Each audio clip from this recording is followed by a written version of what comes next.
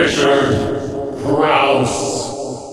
How to Train Your Dragon, the story of a kind-hearted Viking boy who becomes a dragon whisperer, is one of the best animated films yet from DreamWorks, the home of Shrek and Madagascar. It will likely engage audiences of young kids, but no tots, please. It's a little bit too intense for that. And also, they're willing parents. But as good as it is, it still doesn't come close to the lyrical beauty of a Pixar film. Based on the kids' books by Cressida Cowell, Jay Baruchel stars as Hiccup, a skinny outcast from a remote Viking village located, as he says, in the Meridian of Misery. Killing a dragon is everything around there, but he's too young, too inexperienced, and too clumsy to be much of a dragon hunter.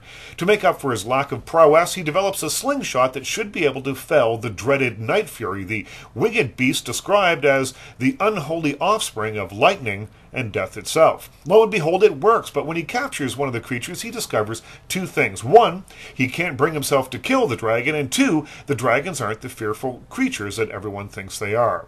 Now, How to Train Your Dragon differs from Shrek and other DreamWorks offerings in that it is an action-adventure first and a comedy second. Gone are the pop culture references that populate and instantly date the scripts of Shrek and A Shark's Tale. They've been replaced by well-executed action scenes and an underdog story that uses humor to accentuate the story but not dominate it.